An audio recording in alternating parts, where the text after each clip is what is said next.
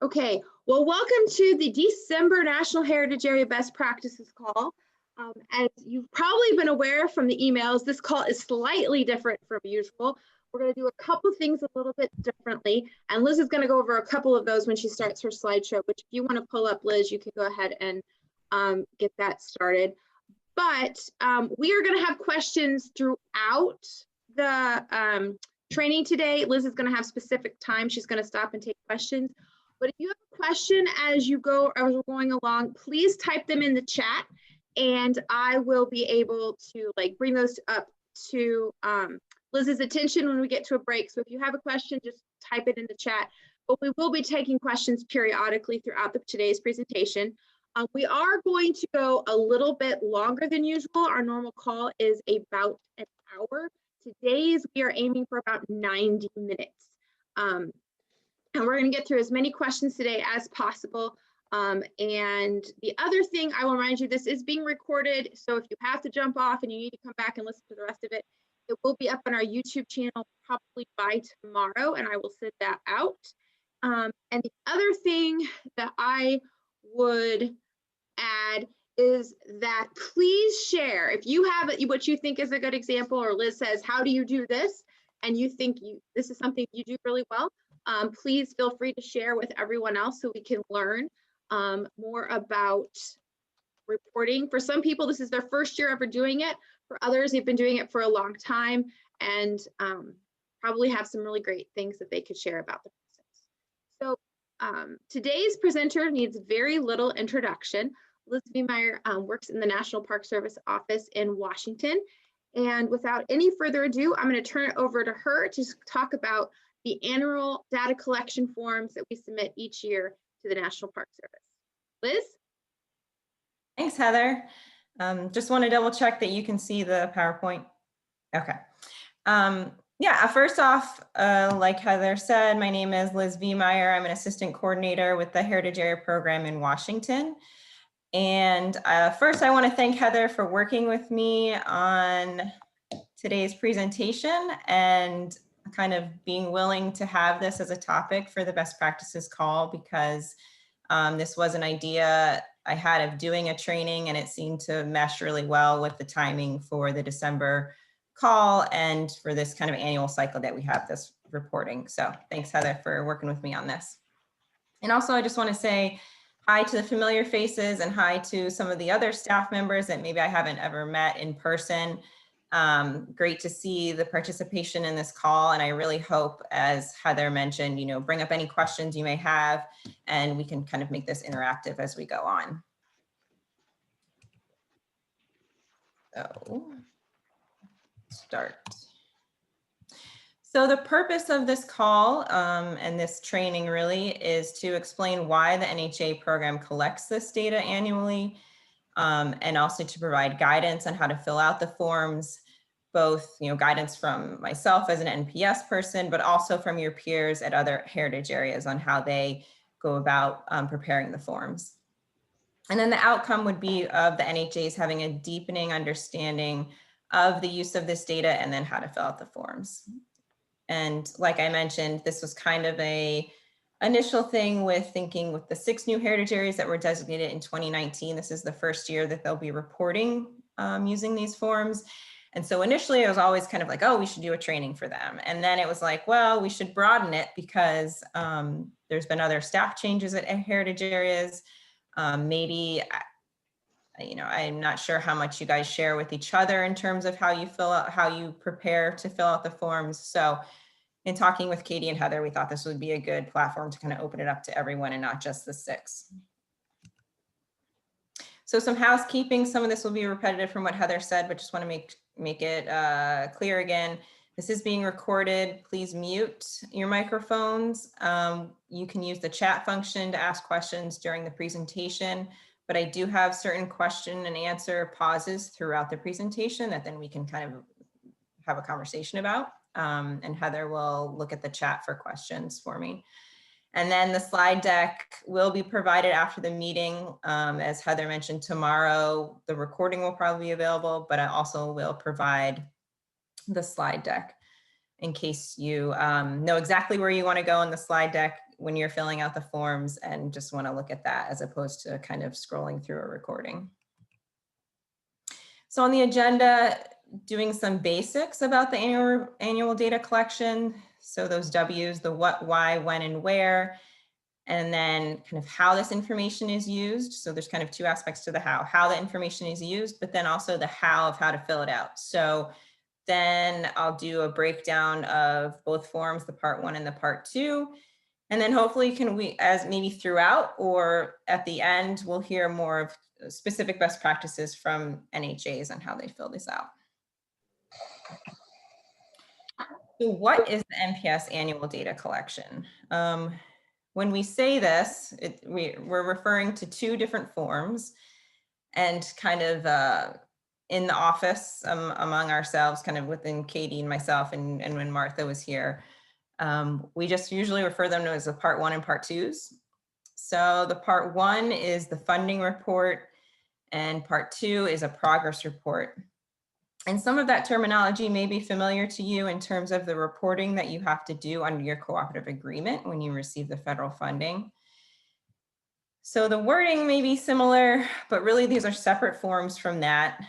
They're different, and they may have similar data that you're having to compile or similar data you're reporting on. Maybe when you fill out the forms that relate to your cooperative agreement, that can kind of be looked at when you fill out these annual forms for the Washington office. But I just wanted to be clear that these are separate. And I know there may be confusion when it's like, well, what forms do we need? What do we send to Washington? What do we send to kind of our region, or what do we send to our ATR? So just wanted to make sure that these are different, but I do understand, I recognize that some of the information may be similar. So why do we do this annual collection? Well, the basis, it is required in the designation legislation. And this I just pulled from the most recent one. So the 6 new areas that were designated in the Dingle Act in 2019. There's a section here that says for any year that federal funds have been received under this subsection, you're to submit to the Secretary an annual report that describes the activities, expenses, and income of a local coordinating entity, including grants to other entities. That's, if you're not familiar with your own designation legislation, I would recommend you look back to see what that says. I will say, though, this is pretty similar across heritage areas in terms of the requirement for the secretarial reporting. And then, so these are the 6 newest, this is the language used.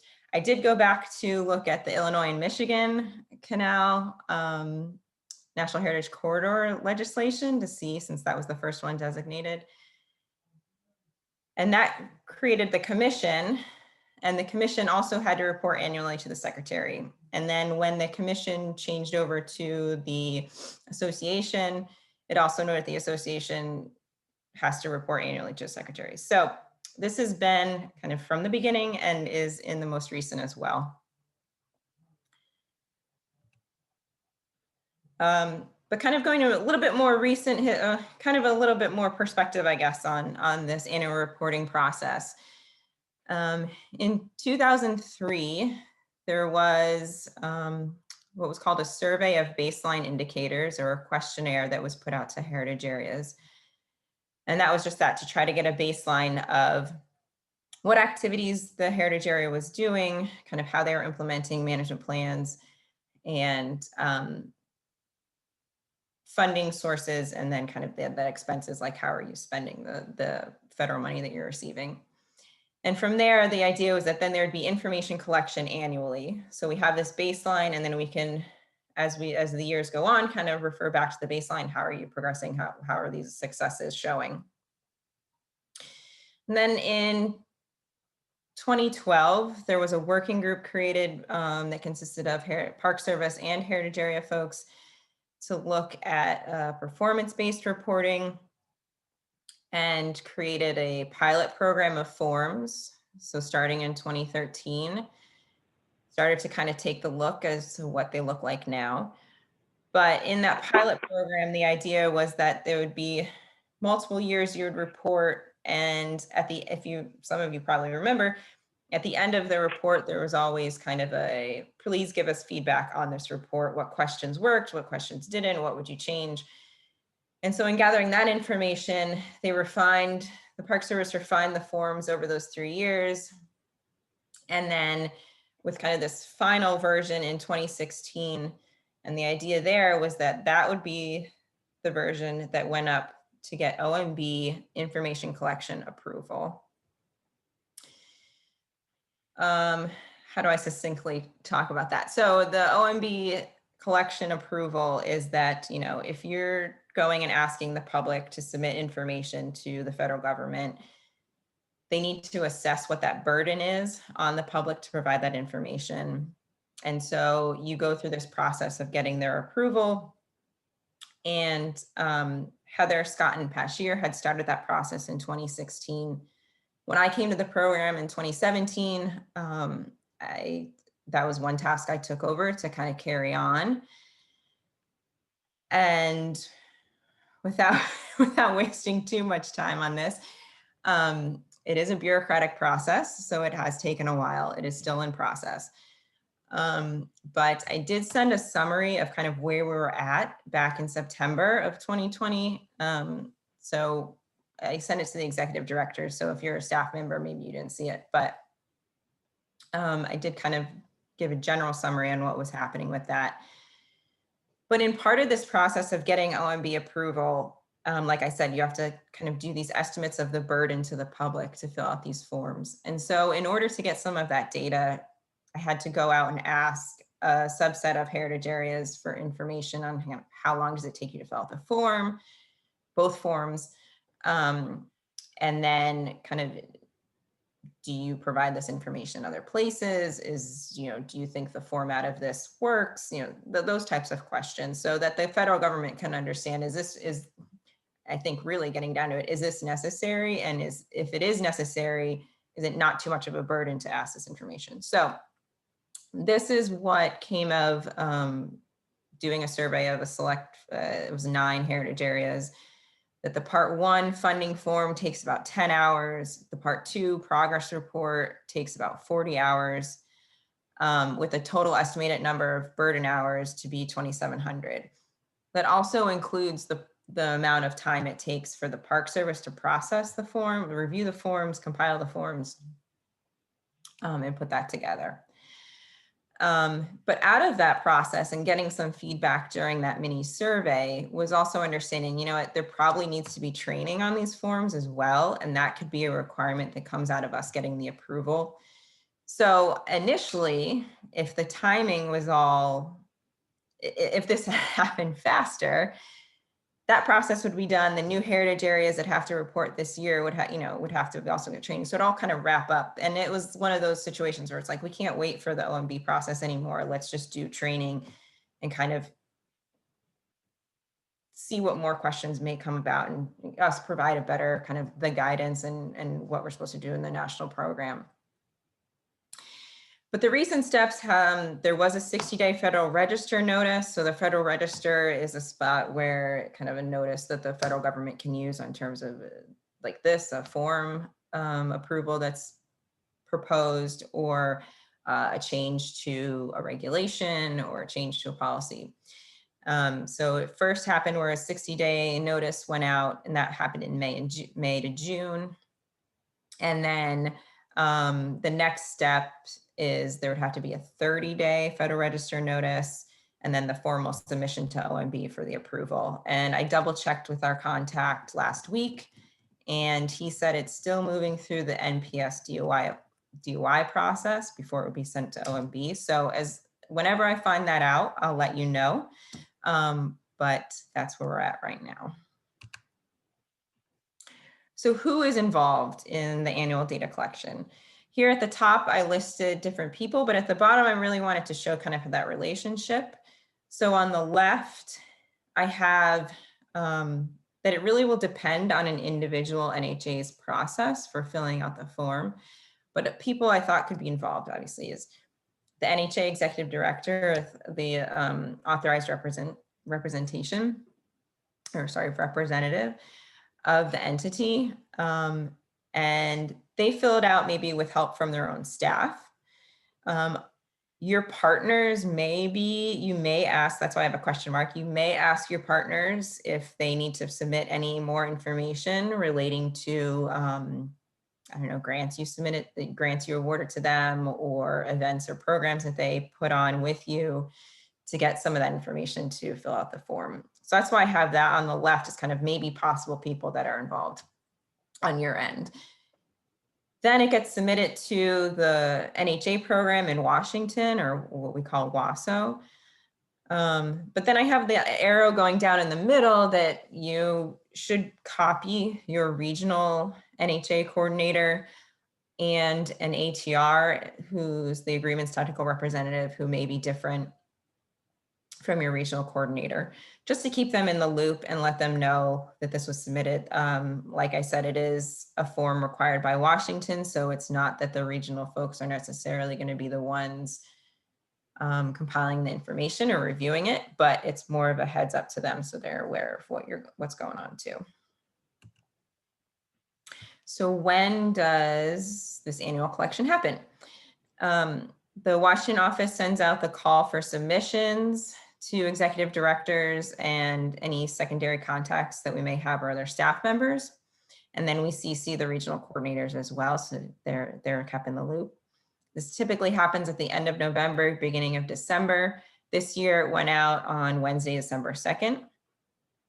And they go out as blank Word documents. And they're due typically the last week in January, and this year they're due Wednesday, January 27th. So where does an NHA submit the forms? Trying to fit in the where was a little weird, because obviously it's electronic and we're not, but where do you submit them? So the NHAs submit a signed form via email to our general email box, which is nha@nps.gov. And we ask that you CC your regional coordinator and ATR. Ask that you rename the file to include the name of your NHA in some part of the title. So here I just gave an example. It could be Part 1, Data Form 2020, Essex NHA.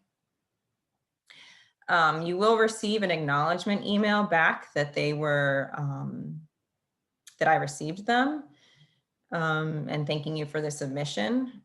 And in terms of like what format to submit them in, there's been different formats in the past. And I know that there's some instruction that says, you can sign the first page, submit that as a PDF, and then the rest you can submit as a Word document.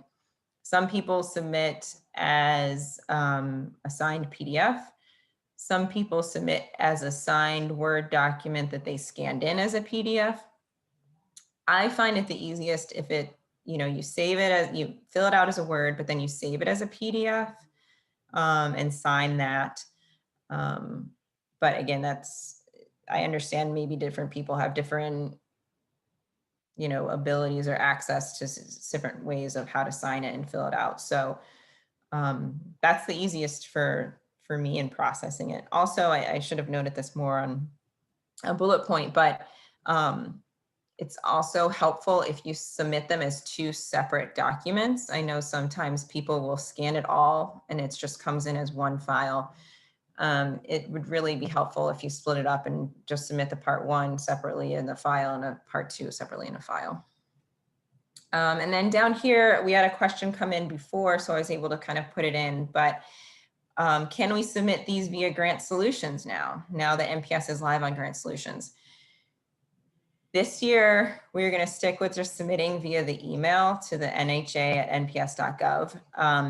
NPS is still trying to work out how we're going to use, how the system and the workflow is and how the system works for Grant Solutions. I really don't want to put this process in Grant Solutions yet without us fully really even going through a year or a cycle of grants in Grant Solutions. So I like the idea. I just don't think this is the year to implement it. So we're going to learn about more Grant Solutions this year, see how it works in 2021, and keep that in mind for next year's submission. So how does the MPS use the information? Multiple ways, really, and it's really such a great snapshot of what you all are doing. So what happens when I get them, I'll review them and create a summary chart of everyone's submission. So we have a summary chart for the part 1 and a summary chart for the part 2. There's then, they could relate to us putting up information for annual budget justifications. Now, I will say the past 4 years under the Trump administration, since the program was basically zeroed out in the Green Book from the president, they didn't ask for information that we would kind of filter up to them. But in the past, my understanding is that previous administrations could ask for more information in terms of the budget justifications for the president's Green Book. And so we could pull some information from these reports to support the budget justification for the the HPP funding. We also do an annual NPS NHA program by the numbers report, which I have here on the screen to show you. So that's really the main part where we're showing the summary of all of your work from the past year. We also include information in our briefings for MPS leadership or even DOI leadership with the transition happening with the administration. Then, we've been working on briefings to them. And so this could add information if they have further questions. Also, these annual reports are great to inform NHA evaluations.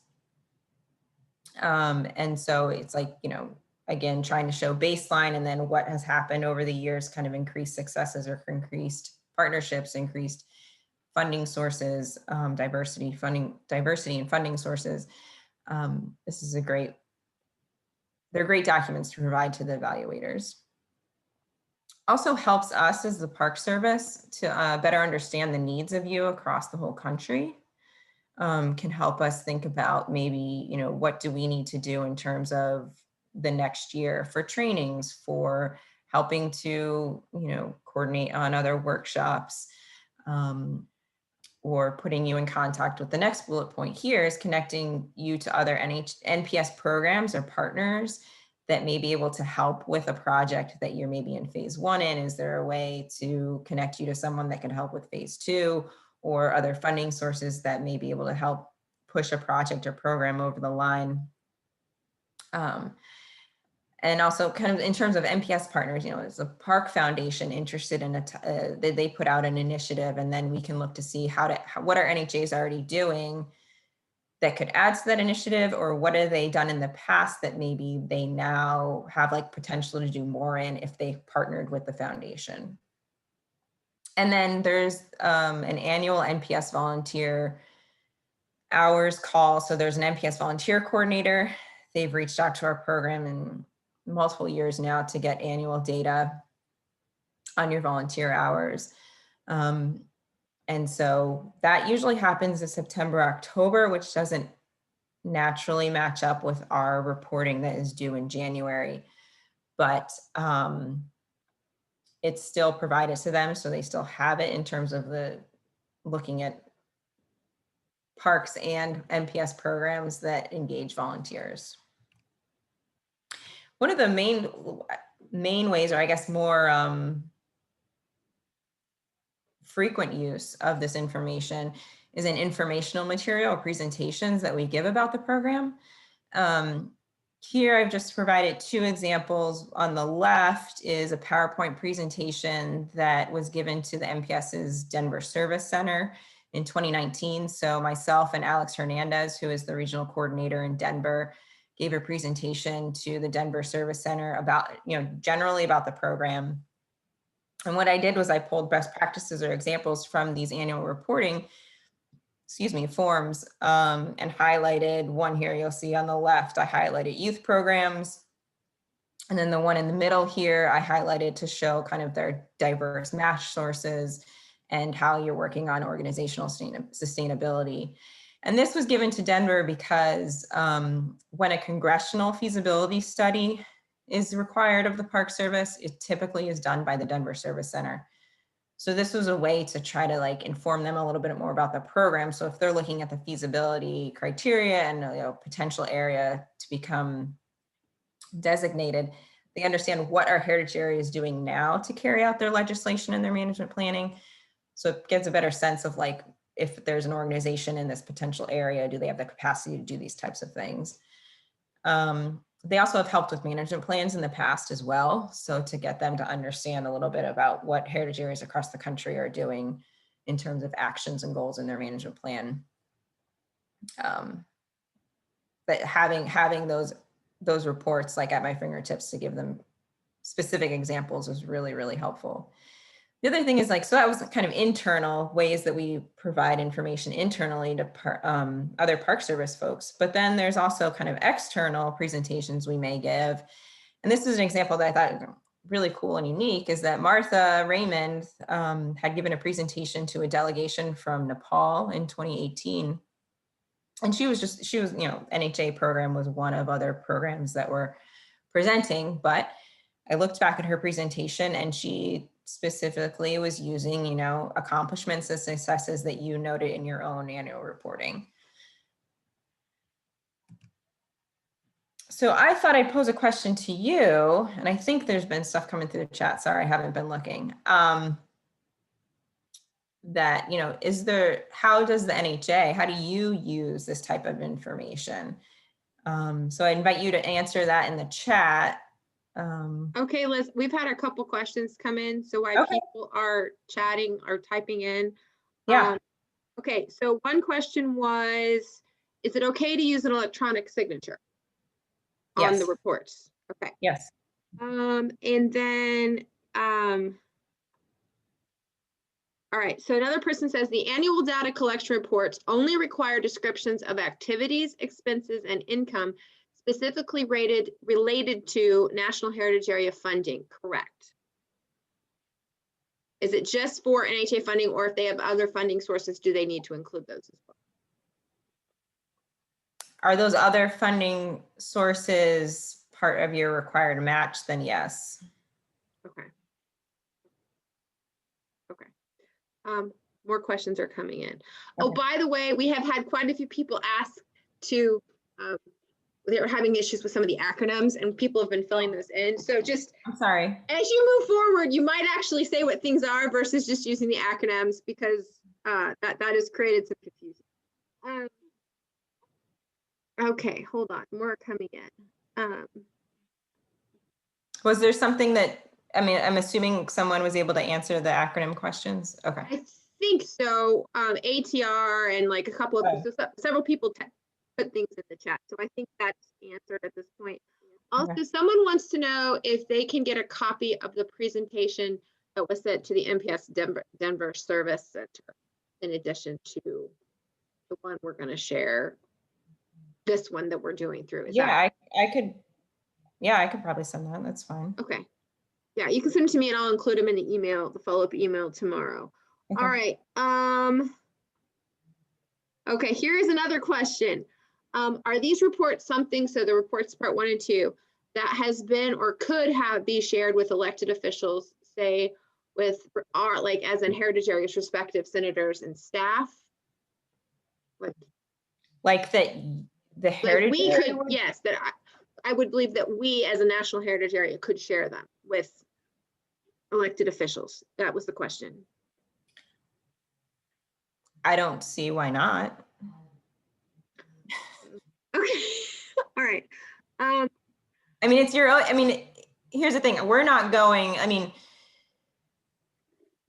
when we compile it and then, put it in the by the numbers report, obviously it's just a summation of what everyone's filling in. We're not calling out necessarily anyone specifically in a way. But, when we do these presentations, we'll say, oh, a good practice or a success story at this NHA is this. I think if you think the format of the form is the best way to inform your elected officials on these activities, then that's Well, I would say the That's up to information you. can easily be used for that purpose. Yeah, I feel like that's up to you. And Okay. I think, all right, so I'm gonna look at the chat again. Okay, so the follow-up question to what we just discussed was, does that mean we only report on activities included in and funded through our task agreement, not all of our organization's activities, even if done under our National Heritage Area name and mission?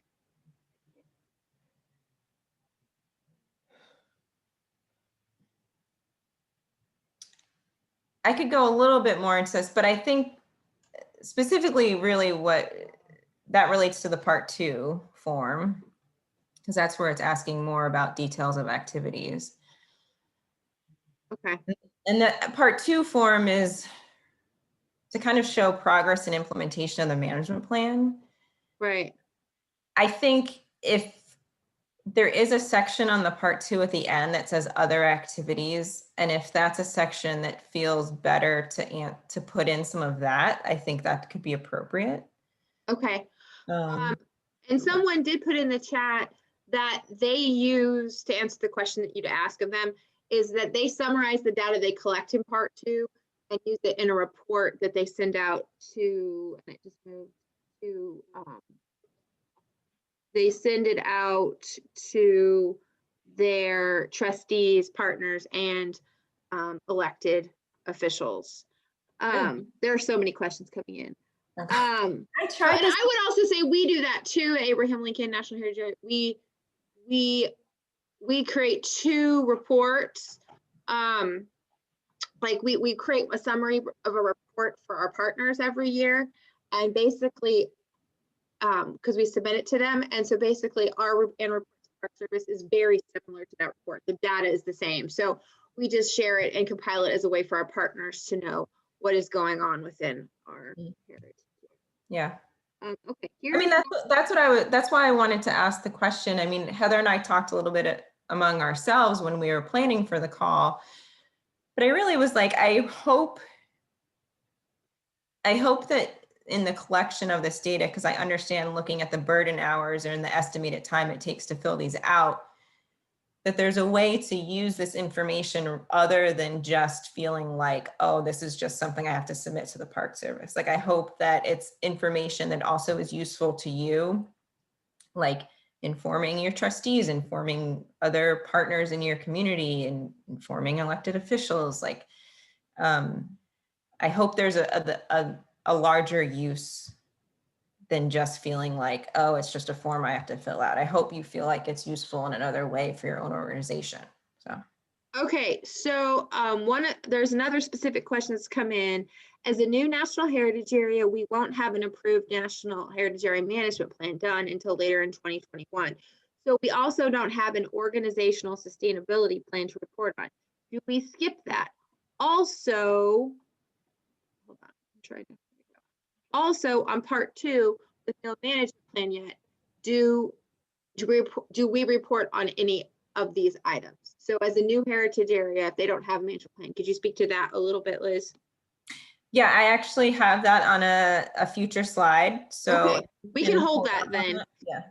Okay, and someone wants to know if should CARES grant funds be included when listing federal funding?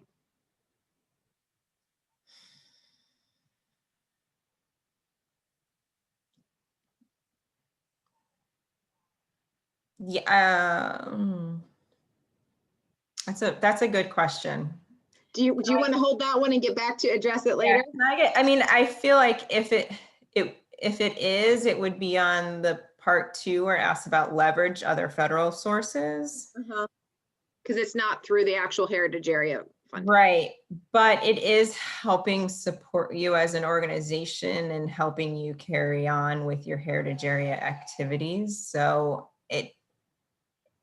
let me just double check, and I can provide that information to Heather to put out when she puts out the.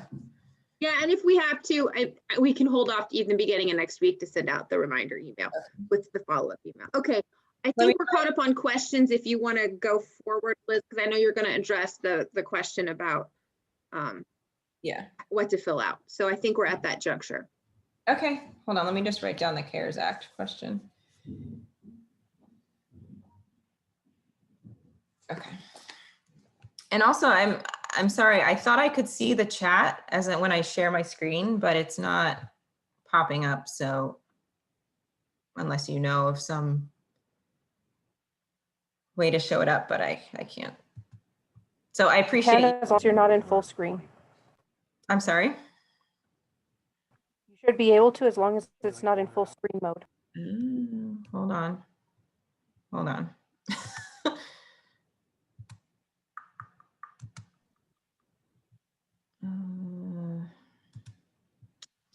All right. I don't know. All right. Well, for sake of timing, I'll just continue and I can try to figure it out. But if not, then Heather, I think I appreciate you reading them and asking me. Yeah. Okay. So, kind of more the details in how to fill out the forms themselves. I'll go over the part 1 first and then the part 2, and I'll have a question. We can take questions after each form. But again, like if you have questions throughout, please add them to the chat. So the part 1 funding form, it's 3 pages as a blank document. It's 3 pages.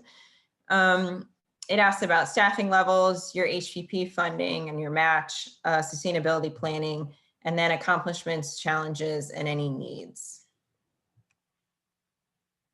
So I'll show the parts of the form, and I've added some annotations to the side and some sections I thought I wanted to highlight that I've seen as the person that's been reviewing them for the past couple of years. But obviously, if you have questions about a certain section that I'm not bringing up, please ask it. And also, I've annotated the sections because, like I said, I'll provide this as the slide deck afterwards. So hopefully, without this explanation of a voice, there's also information that you can look at to hopefully get a better understanding of what we're looking for. So the first part is making sure you fill in the name of your heritage area. I feel like that section kind of gets lost in the first part of the form. So I just wanted to point that out, that there is a section for you to enter the name. Also, we've provided purpose and instructions, so I'm not going to go into too much detail, but obviously if you have questions about the instructions, please let me know. But I just wanted to point out here in the middle where it says the NPS may contact you on accuracy of reporting. So what I do when I review them, and in the past it's been a little different, but when I first started with the program, Martha and I would split up the review. So I reviewed the part 2s, Martha would review the part 1s, and we would fill in this summary chart that we have, and we would highlight any sections or any kind of questions that we thought needed more clarification on, or we felt maybe wasn't answered and maybe it should have been, or any follow-up questions we had. And then we would go back and we would contact that NHA and ask them for clarification, or maybe ask them to resubmit. So that's what that means. There is, and I say that but there is kind of, obviously there has to be some level of trust here that, you're submitting these numbers, you're submitting these descriptions. And it's not that if I come back, it's going to be to question, well, I don't believe that you got this match from this source, right? That's not really what trying to get at. It's more of a, hey, you didn't even answer this part about match. Like, did you forget it? If you did, can you just resubmit and include that? So that's more of what I'm getting at when we could contact you. Obviously, though, with that trust, there does have to be you as the NHA having record keeping of this information. So if we were to audit, that information would be available to review. And then here, to have the authorized rep sign and date the form. And here is, thinking of like, as the authorized representative of the local coordinating entity, to me is the executive director or the head of the organization. I say executive director, but not everyone's a nonprofit. So whatever that head of organization is for the local coordinating entity should be signing this. And I know in the past that, like, when I mentioned who fills out the form or who's involved in all of this, there are staff members who fill this out that aren't the executive director, and sometimes they are the ones that sign it. I haven't gone back and said, hey, really, like, have this resubmit with the other person signing it. But I just want to point out, as the executive director or as the head of the organization, you really should be the one that's authorizing that this information is accurate and complete and submitting it, because that's who I see as the appropriate person to be like certifying this information. So part 1, page 2, at the top there, you'll have question about full-time equivalent staff, how many people you have working at the local coordinating entity, information about your HPP funds that you expended, and then the annual total non-federal HPP match. And here I'll just point out, we do have more information about match on our website. And so you can look that up. That's another PowerPoint made into a PDF, so you can scroll through that and find out information about what we're looking for in terms of what qualifies as match. And then to see there, of the secured match, what's the breakdown of cash versus in kind?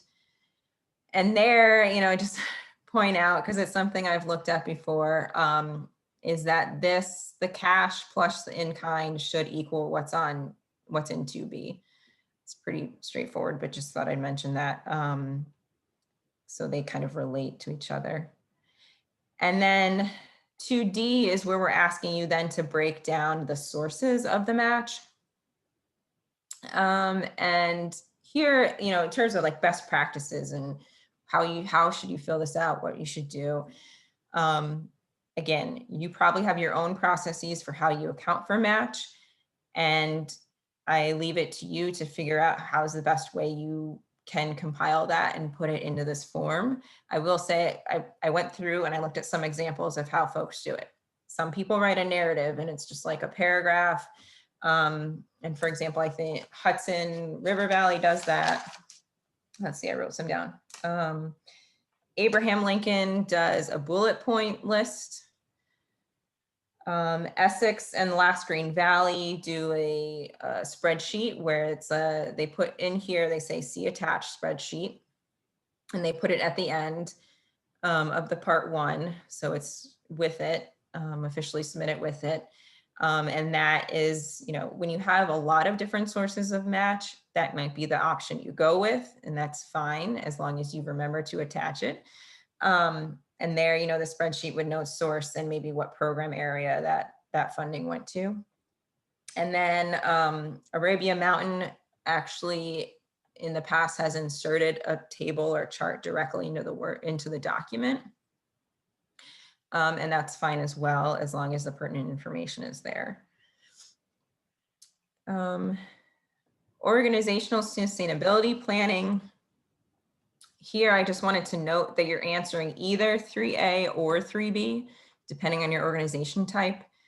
So 3A is for nonprofits, 3B is for more public sector organizations. Again, to go to the question about the new heritage areas, if you don't have this, then I would ask, and I've kind of put this in other slides as well, is you just note that, say we don't have that yet, or NA, or we were newly designated in 2019 and we'll be working on this throughout our management planning process, or something like that.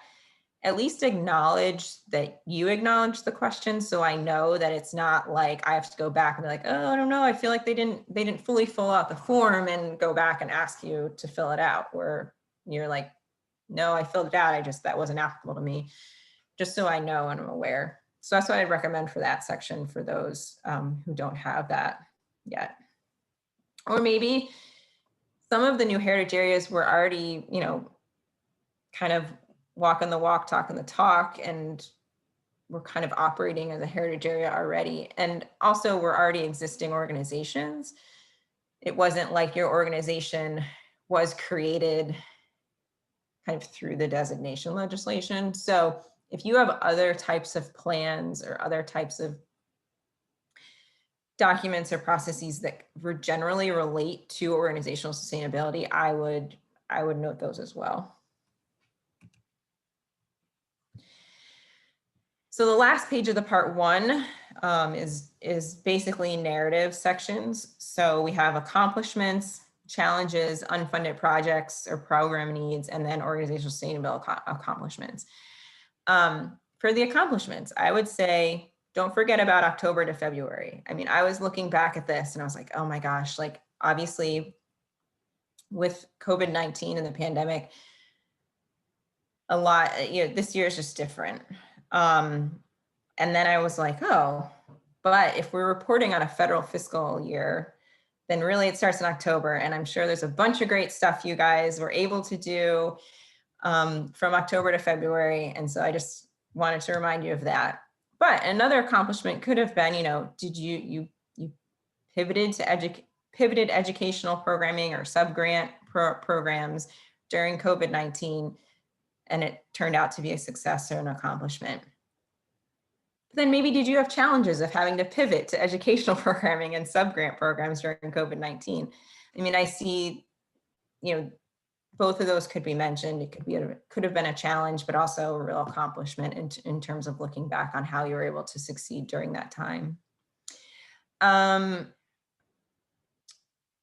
yeah, we asked for no more than 5. Some heritage areas fill out all 5, some maybe only have 2 or 3. That's fine. That's up to you in terms of what you've determined to be an accomplishment and a challenge.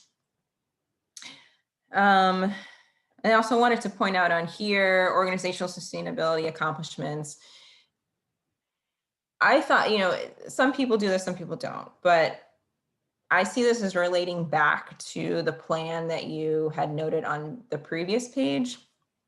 Let's say you have a strategic plan or a sustainability plan from 2017, and it said, you know, there's certain actions and schedules you had, and it said in 2020 you were supposed to do X. And so here you would say an accomplishment was based off of our 2017 plan. It said we were going to do X in 2020. We did, and this is how it worked, or this is how we carried it out. That was just something I just wanted to point out, is how I see those two questions relating.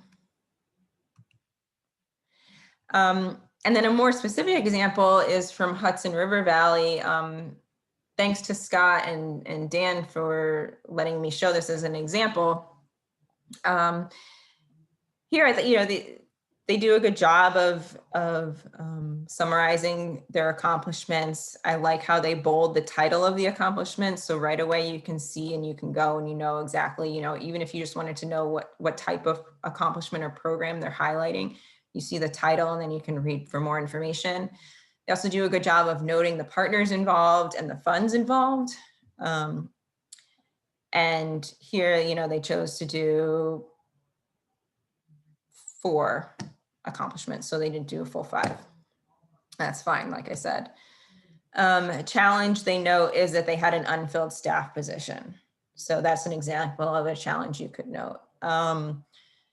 Obviously, like I said, challenge of COVID-19 and how that affected your organization, how that affected you with your partners, how that affected programming and projects that you had lined up. Also, natural disasters is noted as a potential challenge, but really it's what you've identified as a challenge that your organization saw throughout the year. So that's a general overview of the part 1. And Heather, if there are questions that came in. We have questions that have been coming in. Yes, indeed. Okay. And they're mostly related to match. So you ready, Liz? Oh, geez. Okay. Okay. If the bulk of our match comes from dozens of sources in smaller amounts, do we need this to name every source, including in-kind time by a provider? Or can we group sources by type? For example, volunteer time or supervisor time.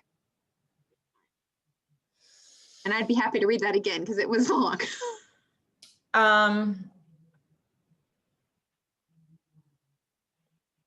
If it's volunteer time, I could see that grouped, clumping that and say volunteer time, X hours equating X amount of money. This, even if it's smaller amounts, but different sources in terms of cash, I would still like to see that,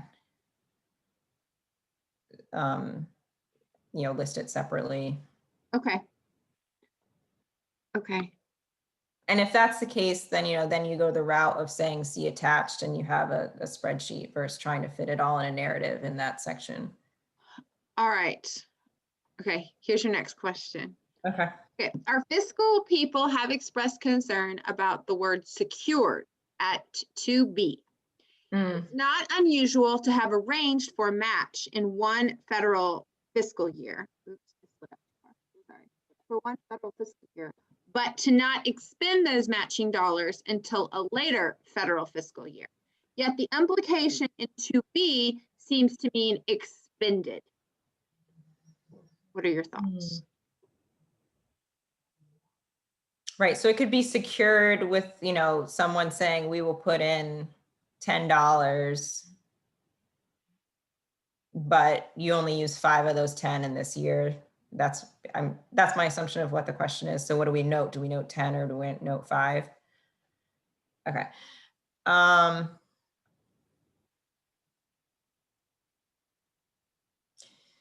Yeah, maybe secured is a little.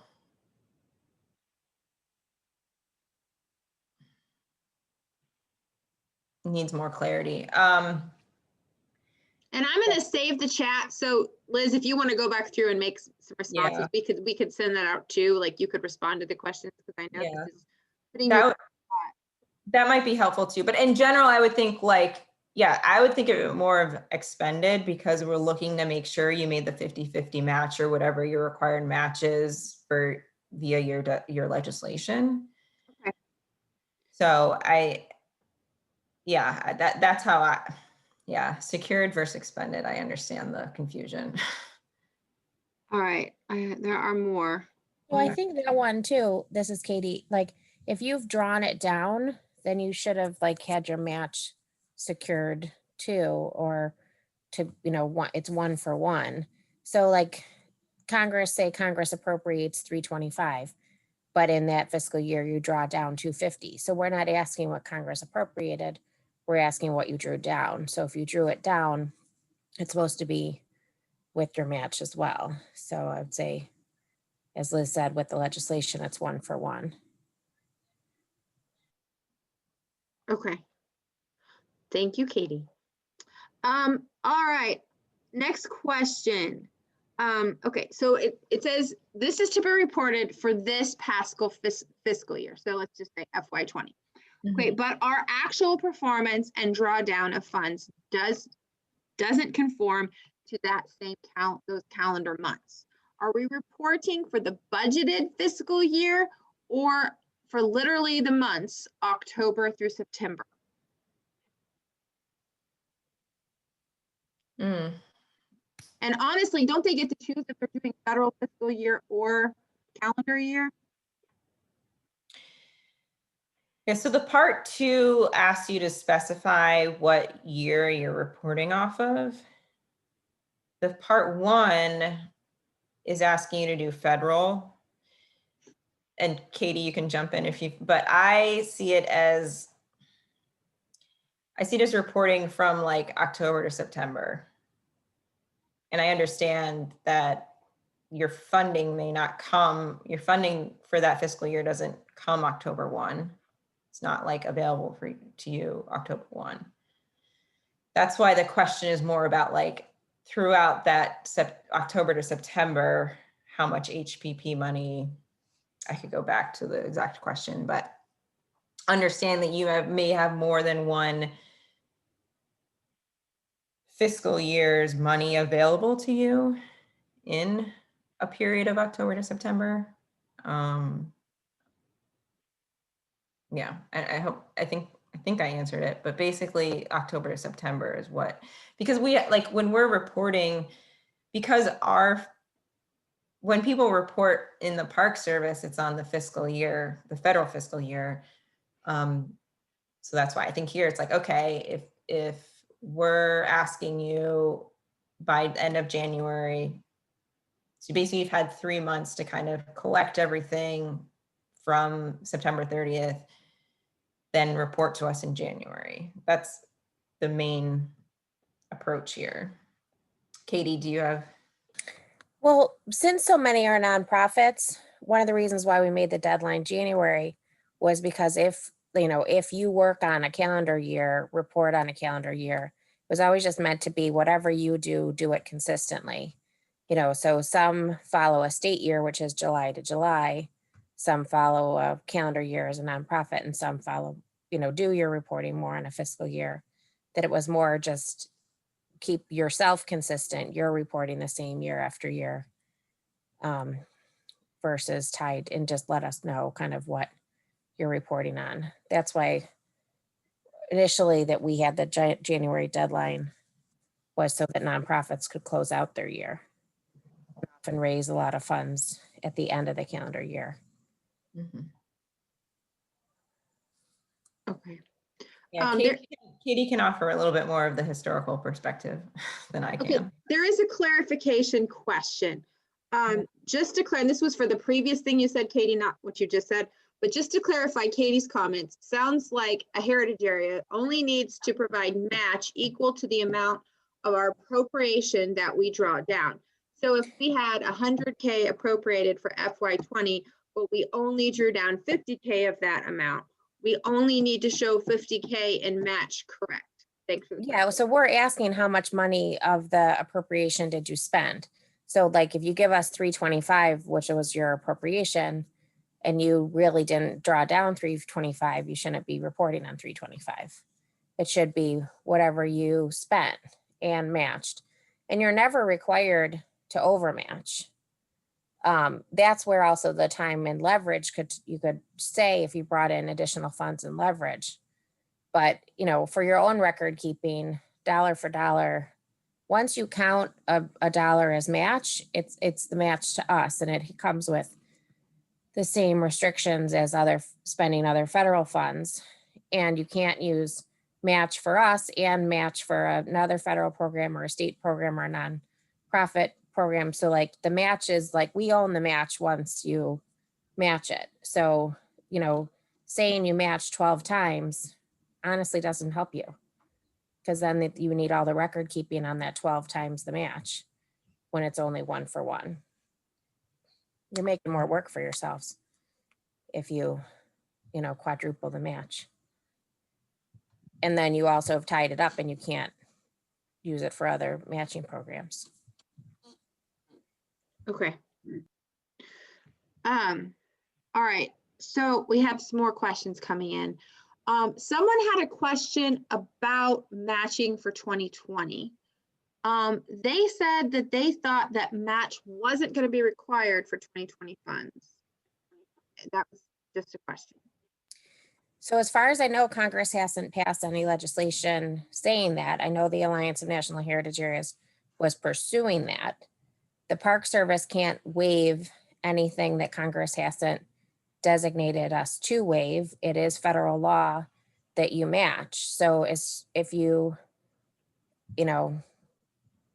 there's nothing that's been passed in law to say that match is waived. Okay. Anything else on that? No, that was that. I think that answered the question, and I know it's something that people the Alliance was working on, but. And if you're worried about it and you talk to your ATR awarding officer, but that is something that was an objective people wanted to have happen, but has not happened. So, Yeah, and I'll just note, that's why I noted it here. I realized as we were talking about it that I skipped it over, but in the challenge section, I put a question out there. Is meeting 50% required non-federal match a challenge for you this year? I would recommend documenting that on this, because this is a way, if we get questions, we can say, yes, they are. But it currently don't spend the money if you don't have the match. Yeah. Okay. All right. So, all right. Here's our next question. So grant/match for other federal funds we report as leverage, but not as match. Is this right? Do I need to repeat it? Grants you receive from other federal sources would be under, yes, leverage. Okay, so but it's not, yeah, but it's not match. So it's under other leveraged sources. Yeah, it's on the part 2. Yeah. Yeah, okay.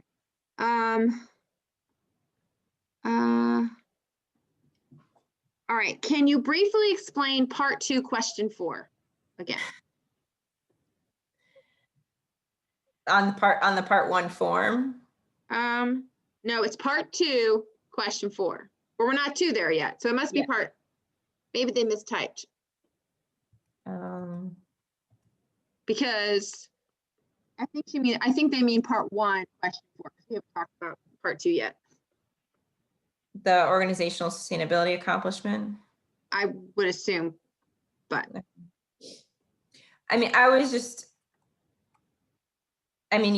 an answer could be how you, like here it says, like, did you work on diversifying your funding sources? Did you take sustainability? Did your board members take sustainability training? I mean, you can note that. Even, I was just saying, like, was there something in a plan that you had that you're now carrying out, and you can directly relate back to that plan and say, yes, not only did we create this plan about how to become organizationally sustainable, these are the steps we took in this year to help reach that. So I was just trying to, people, like here at the question 3, organizational sustainable planning, they may note like our management plan from X year and a strategic plan we did 7 years later. okay. It's like, okay, but like how, because you're not noting specifically what that plan said, and that's fine, we're not asking you to in that section. Here in question 4, can you expand upon that and relate it back and say, as per strategic plan in 2017, we did blah, blah, blah, blah. Like this is just a recommendation. You can relate it and show that connection. Okay. We are caught up on questions, so you can start part 2. Okay, thanks, Heather. All right, so the part 2 we call the progress report. This is a little bit longer, at 12 pages. This is a blank document. But as you'll see as I go through, maybe not every section is applicable to you. It's trying to get a capture of the progress on your management plan implementation. And it's asking about measurable outputs and measurable outcomes. So here, as we already has brought up, I circled here on the left that we're asking you to report data based on a 12-month cycle. And that's where we ask you to note, is this a calendar year, a federal year, or a state year?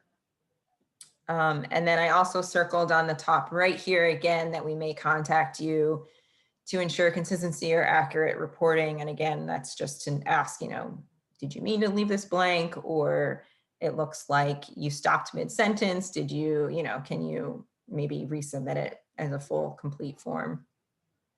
And then again, just the authorized rep should be the one that's signing this, even though recognizing that staff may help to fill it out. So the first, I guess, it's page 3, but really the first page you're asked to really fill stuff out. It asks for your heritage area goals, and it asks you to note the goals that appear in your management plan. So for those 6 new heritage areas that are currently working on their management plan, I would recommend that you just say our management plan is currently in development. That way you're acknowledging the question, and then I note that, that is the progress you're in the midst of doing it. So this section about leverage is the first part, looking at financial assistance and capacity building. So here it's asking you for the total amount leveraged and then a breakdown of that leveraged amount. Here I don't see as many people submitting kind of that like C attached, because we're not, I mean, you can, some people write in if it's like the name of the local government, or if it's private, if it was a couple sources. But again, that's up to you. If there's a lot you're receiving and it's better to document that on a separate page, that's fine. Or as this is a Word document, if you want to expand it, that's fine as well. Here, you know, looking that leverage includes, leverage, match is a type of leverage. But obviously not all leverage sources can qualify as match. And that was brought up, like with Heather, the question about other federal grant programs, you know, you can't match federal to federal. So how I see this is that this section should be equal to or more than your match answer. And I went back and I just looked at the 4 submissions from last year. And that's the case. It either equaled or it was more than what the match was saying. And here I'll just point this out is when we do the by the numbers, you'll note in like the first paragraph, we say how much money in HPP was, was awarded to the heritage areas, and then how much that helped to leverage. And so that's why we see match as part of that leverage, but we also want to know if you're getting other federal sources or other things above and beyond the 50-50 requirement. Then the next section is grants. So some NHAs have sub-grant programs, others do not. So this is where you'll see, kind of depending on what your heritage area does, certain sections will be applicable to you or not. So here I just recommend that you fill this out even if you don't have a sub-grant program. So maybe NA if you don't have one, or 0 if you didn't do it in 2020 for whatever reason, just so I know, again, like, okay, you acknowledge this section and you're putting an answer to it. Then the following sections are trying to get at a breakdown of your programs that you had over the year. And that can relate to sub-grants that you awarded relating to those types of programs, or programs that you carried out yourself or with partners. So I have listed here, there's sections 2 through 7, and those are the different program types. I'm only going to call out section 6 because, again, education and interpretation programming seems to be a section that everyone fills out. Not everyone fills out the collection section or the conservation section. And again, I just ask that you acknowledge that you don't have any programs relating to that and put 0 or NA, so I know. For the education and interpretation section, the first part is asking any of the sub-grants that you awarded, did they relate to educational programs? Here, again, I ask that you put in, 0 if you do have a sub-grant program and you didn't have any for education, just put 0, or NA if you don't have an NHA or a sub-grant program. And also just to point out, like, if applicable, this number really should be a subset of what you answered in 1B1, which sounds very section 1B1. But anyway, the first section where you know all your sub-grants, this should be a subset of that number. And then the following sections, ask about what do you have in development, maybe what are you researching, or if you're looking to do an educational program, but it hasn't fully been offered yet. So that's where you would put that kind of projects you're working on to develop. And then the next sections are really what did you offer? So it's programs and products that relate to education and interpretation. And then, so those are kind of the measurable offerings or products that I noted before. And then the next section is the measurable outcomes. So you offering that program, you offering that interpretive talk, you offering that product of an interpretive sign, what was that outcome? And here I just have some examples I went through to see kind of what people are putting in this section. Number of school children benefited from a bus program to different sites in the heritage area, number of grants awarded to fund a number of student day trips, for place-based learning, number of kids enrolled in a summer program that provided, a certain number of days for their experiences of enriching them in their local history.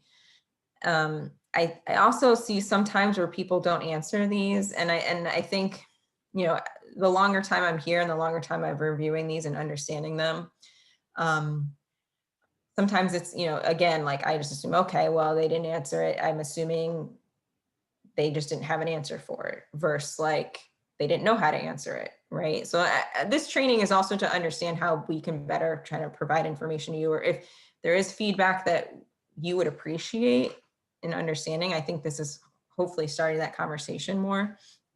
But like for us to know really what, and sometimes I understand, like obviously you can count number of school children who were at a program or who benefited, or count number of buses you were able to fund, or certain things. I think maybe it's harder to try to really quantify or measure some of these outcomes. But if you at least fill it out and acknowledge that they're, we were able to connect, with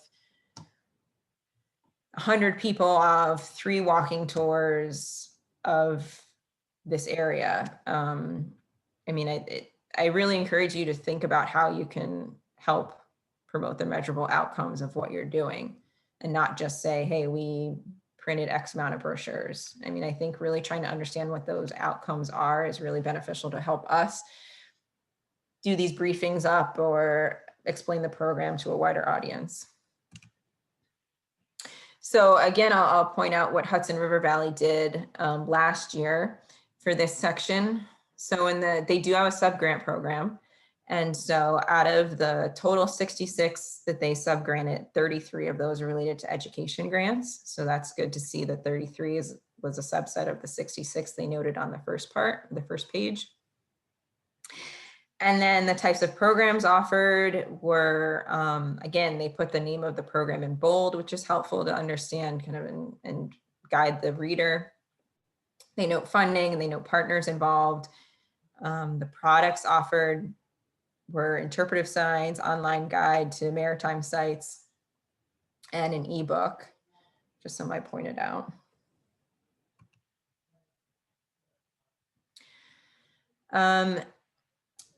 So I guess going back, so we see like that was just one example of the sections 2 through 7. The questions are all the same for the type of program, but obviously, well, I shouldn't say they're all the same. Some of the recreation questions are different. But again, I just asked that if you didn't have any programs relating to that area, just say NA or just say 0 in terms of the grant. So I know that you're acknowledging that. Section 8 is about community engagement. This is also a section that everyone fills out and is asking about your partners. How many partners are you formally engaged with? How many informal partners do you have? So formal partners, see some of them may be noted in your legislation. Some of them maybe came about through your management planning process. Some you may actually have more of like an MOU or an agreement with. Some may be your sub-grantees could be seen as formal partners.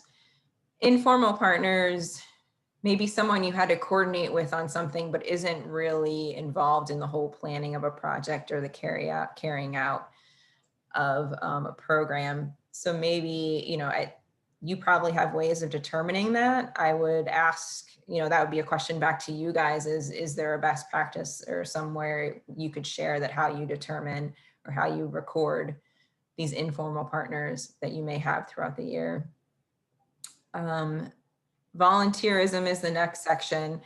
This, again, I would ask to see how do you guys track this, but I would recommend keeping track throughout the year because you offer a lot throughout the year. You offer in different ways. Some you may know in terms, if it's a specific event that needs ticketing, you would obviously be able to look back and see. But if it's something that was more of a coming and going of people, it may be harder to think back and say, oh, wait, how many people actually were there, or how many people, actually signed up to volunteer to help for a cleanup. maybe people just showed up, and if you didn't have a way to track that, it might be hard to really have an accurate number. And that may be a little bit more, not necessarily for volunteers if you have a set volunteer program, but more for like program and event participants, that might be harder. And so I have seen people say, estimated at whatever number. And some people give very specifics because of what they're reporting on was something that people had to register for or sign up for. But again, if you didn't have any, if it's a 0 or an NA, just let me know, because if it's blank, again, I don't know if it's because you forgot to fill it out or not. And here's that section of, so under that is other activities. Here's kind of your chance to say, is there something that you accomplished this past year that really wasn't captured in any of the categories above? That's a section that you can fill out, and that's up to you as to what you want to put there. And then the last part here is a best practice or highlight of a successful project or program. And here is really like usually the first place I go to if I'm looking for a recent example of a successful project or program that you guys do. And I see this as maybe being an expansion of what was noted on the part 1 form of an accomplishment. So that asked for like up to 5 accomplishments this past year. Then I would see this could be one of those 5 that you want to expand upon. And so, like I said, like if, and this could be if like we get, the National Park Foundation or some other organization being like, hey, we're thinking about engaging NHAs. Are any of them doing this type of work? That might be a section to go to quick and say, okay, this was a successful project and they're working on this. Or even if I just go back to the chart that I compile and look to see who's filling out the section for historic preservation, who's filling out the section for collections. If it's something that relates to those types of projects, I can automatically see who's doing this type of work. And then I can go and dive deeper into pull up the form and say, okay, this is what they're doing. Maybe this would be a good match for whatever this partner is looking to do. Or, well, yeah, that could be a good example of how that could be used. And then lastly, I just want to talk about photos. We do ask that you submit photos if you want. You can submit them separately, but I ask that if you do that, you do it with a photo log. So that has the caption and the credit. And so you can match up that to the actual photo you submit. Blue Ridge is one that does it that way. You can also submit within the form itself, but I would say only if it's inserted into the document and not like inserted into the Word that you then print off and scan in, and then it's a scanned PDF, because then the photos aren't available for us to use in other ways. Some insert, so if they do it that way and they insert directly in the form, some do it throughout the Part 2 form when they're talking about those different program areas. And Sangre de Cristo is one that does that. That's fine, as long as, they make sure they caption it and they give the photo credit, so I understand exactly what example they're referring to in the photo. Some insert it at the end of the Part 2 and maybe only include photos of that successful program or project that they talk about right there. And so Northern Plains and South Park are examples of ones that have done that. And then I'll just note that like I use like these photos in the second page of the by the numbers is directly from the stuff you're reporting on in these annual reports. So the top photo from South Park, they included in their form. The example of the mock dig at Atchafalaya, that was part of their submission. And then the example at the bottom of Blue Ridge was included in their photo log and the photos that they submitted. And also with the presentation, like I mentioned with the Denver Service Center, photos from there were from your submissions. So, really noting the credit, I think, is appropriate. And if, knowing that we may use these in other ways, I mean, I'm not like using them in terms of like selling them or anything, right? There's some of that, but, submitting it to us is that understanding that we could use it with the proper accreditation. So that's all I had in Part 2. So if there are any questions on Part 2, happy to take them. Yes, there are. Okay, so here you go, Liz. Is it okay to report on 2 different periods between the 2 forms? So for example, the federal fiscal year on part 1 and the calendar year on part 2. Yes, some do that. Okay, so that's good. Okay. All right. If HPP funds do not pay for our education and interpretive programs, do we report them on part 2?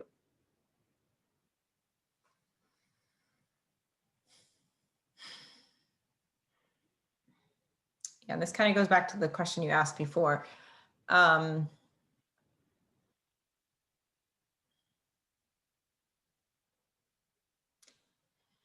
Again, if it's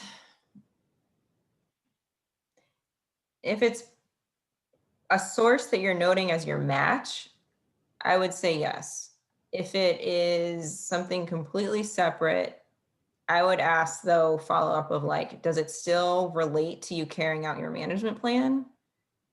Is this educational interpretive programming part of, in general, like what your management plan said you would do? Then I would include it. If you feel like it's really not, but you want to note that something you did, then I would put it in that other activities section at the end. Okay. Okay. Our next question. So what does education mean? Sorry, I just wanted to. Yeah. Go ahead, Katie. And also kind of further, if you're saying like it's a source of leverage, or this is like some people, just in their bookkeeping, they use, say, the federal NPS 300,000 to pay their staff. And then everything else is something else, but it's the work of your staff implementing these programs. You're bringing in other funding sources to accomplish different parts of it, but it's all part of your overall work effort. So like how the different pots equate, it's your work, it's the heritage areas. Some people might raise revenue from a boat tour that then pays for the boat tour itself or pays for other things, but it's still, all part of your entity's efforts, the collective of your work. Does that make sense? Yes, it does make sense, at least to me. Okay, so Liz, here was the follow-up question. It was related to the term education. Does this refer to like educating the public on our heritage, or specifically working with educators or schools to provide programs? Yes. All of the above. Yeah. Okay. Because I would see the education makes you think probably more of like schools and school children or college or whatever. The interpretation may then be more of the educating the public aspect of it. Yeah. I would include both. Yeah. Okay. All right, here we go. Some more questions. We got a lot of them. All right. Okay. There was lots of answering questions in the chat. I wasn't reading them all, so I'm sorry. I'm going through them quite quickly. All right. Yeah, I'm hoping that you each other can help answer some too. If it's... Okay, okay, so if somebody wants to know if they can do work on it early and send a draft with questions, like, are you open okay, yes, both Katie and Liz are nodding their heads. Yes, they are open to, if you would like to do kind of a draft or seek clarification, they are willing to field questions. All right. Yes, and even if it's not a full draft, even if it's just a question and you just want to shoot us an email, that's fine. Happy to answer them throughout the next 2 months. No problem. Okay. All right. All right, I'm going through more questions. We already covered that one. All right. I'm going the wrong way. Sorry. All right. Can you change your reporting year from previous annual reports? Example, from a federal fiscal year to a state year.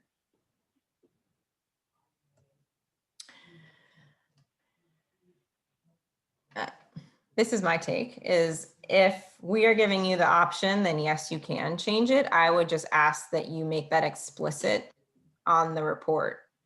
Okay. That you changed it from whatever to whatever, and maybe why. Okay, so we have a question that wants to know is every year we struggle with what constitutes an informal partner. Any additional guidance would be very helpful. And if you will, Liz, I will try to kind of give my advice, and then you can totally say, oh, Heather, that's terribly wrong if I'm wrong. But so I was actually had the privilege, I think it's a privilege, to be involved when we were discussing this way back in like 2013ish. And I mean, one way that I think about it is you develop a methodology and then keep that methodology every year on what you consider a formal and informal partner. And we did that, and it's in my file. It says, this is what we constitute a formal and informal partner. So for us, if they have a written agreement, whether it's like a grant agreement or a, you know, they sign a memorandum of understanding with us or some sort of written thing, we count them as a formal partner in Abraham Lincoln National Heritage Area. If we work with them consistently involved in projects and programs or things, but we don't have any type of written agreement, but we work with them and they're part of our work, then I count them as an informal partner. So, I mean, that Can you give an example of an informal partner that you have? Yes. So, we work with Landmarks Illinois, like in a very tangential relationship. Like I refer people to them. They serve on our partner, they're in our partner group. We interact with them. We like share information, whatever. But we like, I wouldn't say that we formally collaborate so much, but we work together. So I would consider them a partner because they're an active member of our steering council, like, which kind of oversees the heritage area. So that would be one that comes to mind. I'm trying to think. Like some of our state sites that are Lincoln sites, like we collect information from them for visitation numbers and stuff like that. And they're part of our directly tied to our themes and our management plan and that. So, and we work with them periodically throughout the year. So I count them, but we don't have any sort of written agreement that says you will send me numbers every year. They just do it. So that sounds like that makes sense for your organization. And I think that's a good advice, is to come up with a way to distinguish those and then be consistent with how you count them. It looks like Oil Region does the same thing. I'm looking at the chat. So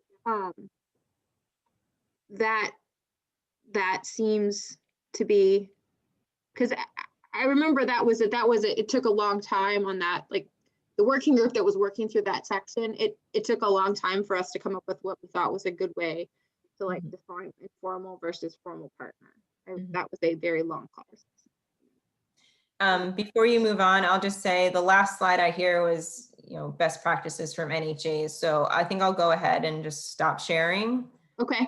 And then if we want to have, like, I know we are coming up on time, but since it's recorded, if you have to jump off, feel free. If you want to stick on and have more questions, please do. And we'll try to get through as many as possible.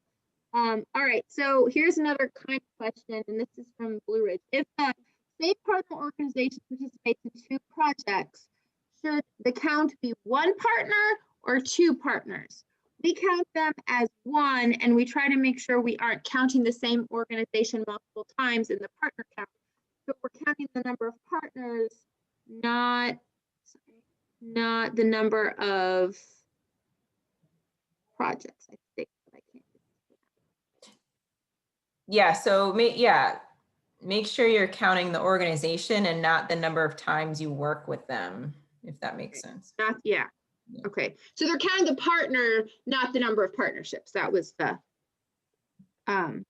yeah, that makes sense. There seem to be quite a few things about informal. I hope we're answering the question about informal and direct partner, because that seems to have been quite a few people had raised that question in the chat.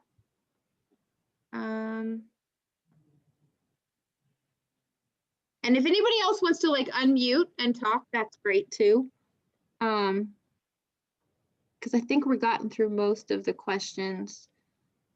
I mean, I think the one that kept coming up, and maybe you can elaborate on this a little bit more, Liz, is as long as the activities and projects and programs relate basically to the management plan or relate to like the work of the heritage area, even if they're not paid for specifically with HPP funds, you would like them reflected in the report.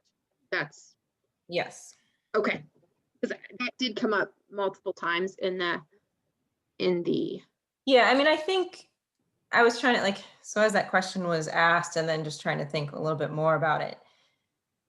I mean, maybe that would come up if your organization exists not just because of the NHA, right? So like, if like you're a state national, like a state heritage area.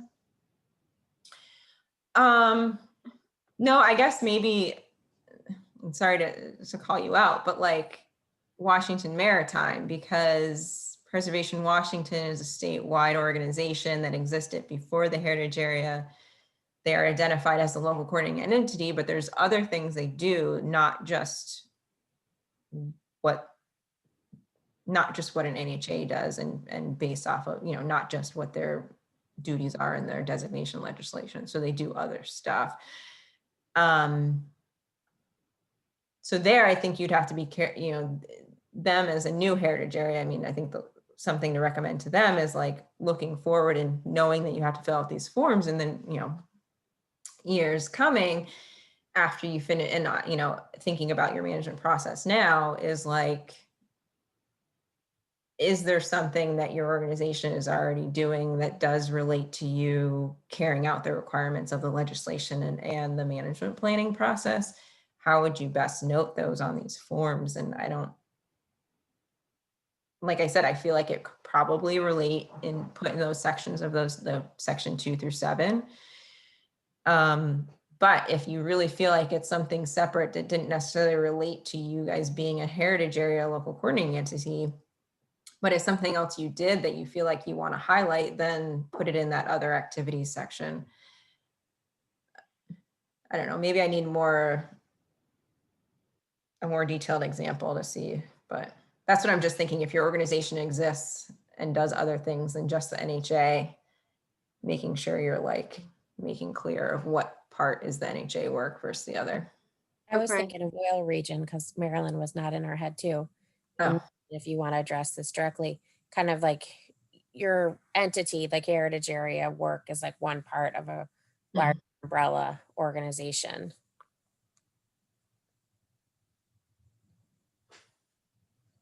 Nope, you're still on mute. There you go.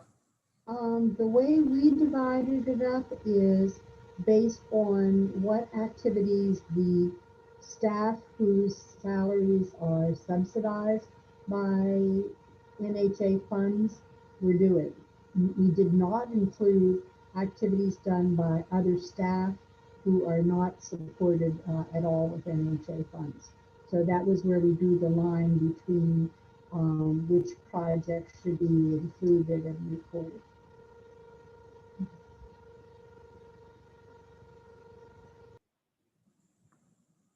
Yeah, I think with that, then it's important to just, you've determined that and then you're consistent, right? Yeah. And I think that I would agree, because I mean, it's a year. So you fill this out, well, we fill it, like you fill it out once a year.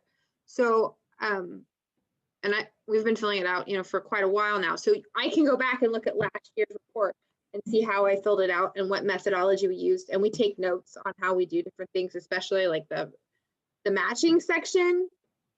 And then we reference that because it's going to be another year before you look at it again. So, I mean, I think if my best practice to everyone would be, you know, look at what you did last year. I know if you're new, like if you're new and this is the first time you're doing it, develop your own methodology and then come back to it next year, and it'll be so much easier because you can reference what you've done before and it will help guide your future. Because I think the big thing that Katie and Liz both said is consistency. So if you're reporting on a fiscal year, keep, you know, and that works, just keep doing it. So it's the numbers stay consistent and the information you're reporting stays consistent. Yes, and someone says, did I miss an answer to the question? You can use different reporting periods between the two parts. So part 1, federal, part 2 could be something else. Other questions, thoughts, anything else you want to say, Liz? I will say that given the amount of questions, and I'm going to send this to Liz, I'm going to say we're not going to send this out till next week.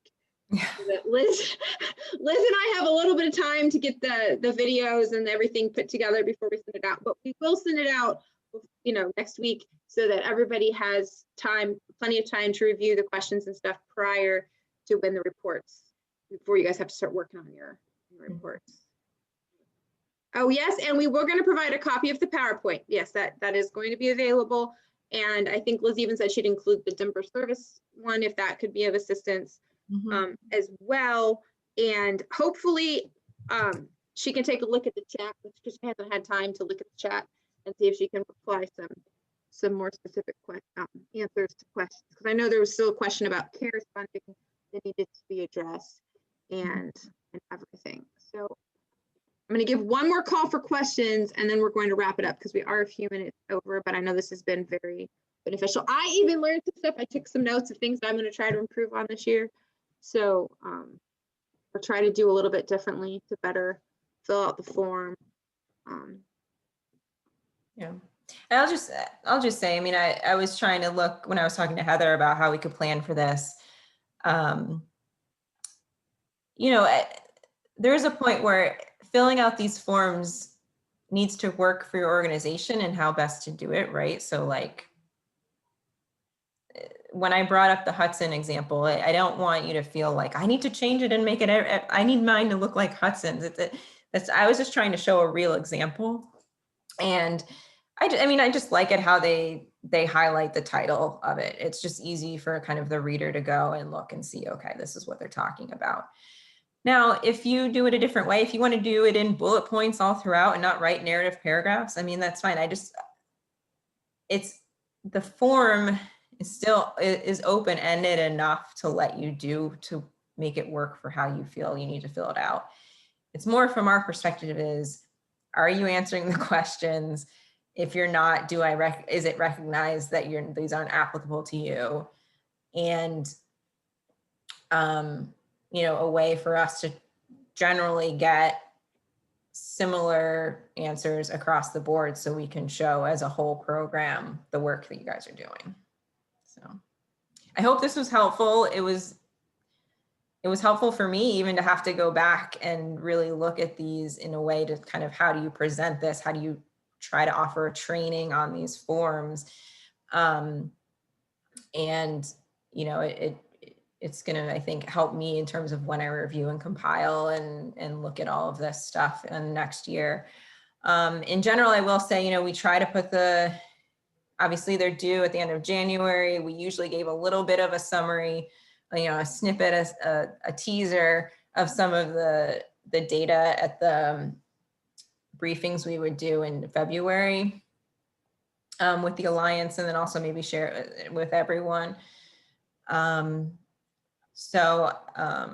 then we would do the fuller report in the spring. I know last year it didn't work out that way with the timing. That was a challenge for us with COVID.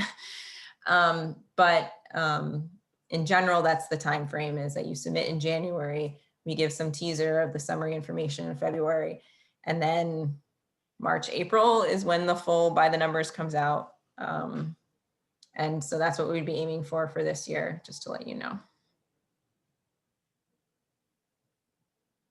Okay. Well, I think that is everyone. I want to thank everyone for their calling in and participation today. And thank Liz specifically. She put a lot of effort into her presentation and a lot of time. So I really appreciate that for helping us all to fill out the reports. Thanks to Katie for her input as well today. And we will resume National Heritage Area Best Practice calls in January. So I will look forward to seeing everyone then. Have a happy holiday and bye.